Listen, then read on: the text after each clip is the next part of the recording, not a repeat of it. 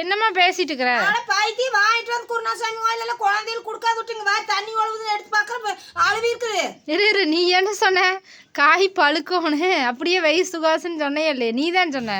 அட நேரம் பச்சை நேரமா இருந்தது. இப்படி அழுவி ஒழுவி கிடக்குது. இது ஓட்ட போட்டிருக்குது. நீங்க காய் பார்த்து முதல்ல நல்ல காயா வாங்கவே இல்லை. வாங்கிடுது நான் இல்லை, வாங்கிடுது நீ தான். குழந்தைய ஆசையா வாங்கிட்டு வந்து இப்படி பண்ணி போட்டீங்களோ. நீ அது வந்து கேட்டுச்சுன்னா காத்தா பிடிச்சி அறிங்கன்னு காலையிலேயே கேட்டுச்சு சுகாசி. இப்போ வந்து முழு பழியும் நம்ம மேலே ஓடுறது.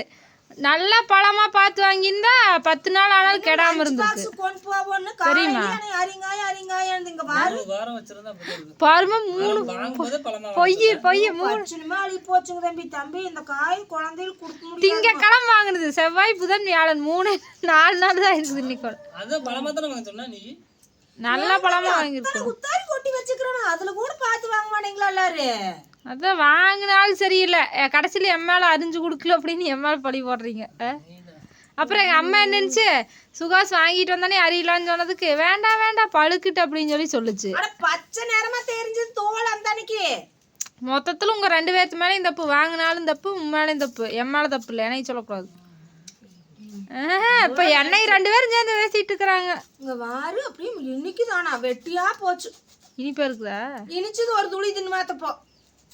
அது மேல இருக்கிறது நல்லதா இருக்கும் போல இருக்குது. மேல இருக்கிறது நல்லதா இருக்குது. சொத்த காயை வாங்கிட்டாங்க அங்க வேறு தெரியுதா? சொத்த அந்த சைடு கருப்பா அதுதான் நல்ல காயை கந்தி போன காய் வாங்கிட்டாங்க. அது அப்படி ஆயிப்போச்சு. நல்ல காயை எடுத்து கொடுத்தோன்னீங்களா இல்லை நீங்க எடுத்தீங்களா? இவங்க அப்பாவும் நதியாவும் தான் போய் வாங்கினாங்க. அதான் நதியா மேடம் எடுத்து.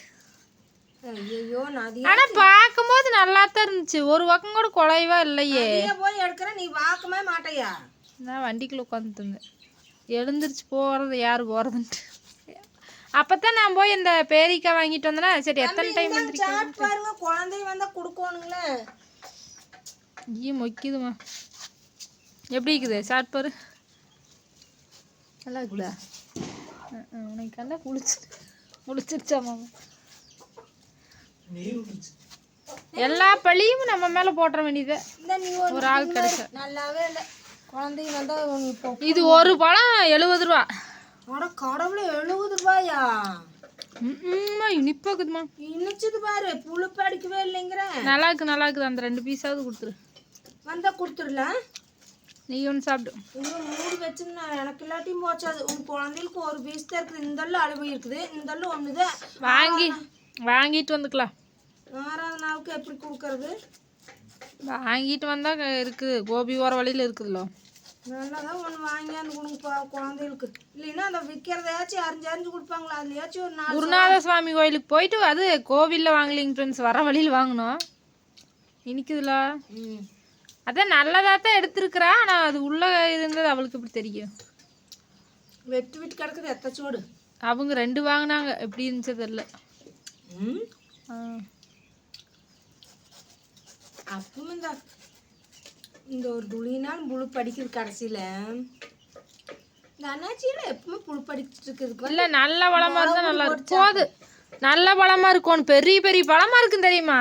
எவ்வளோ பெருசா? அதெல்லாம் வேஸ்ட்டு.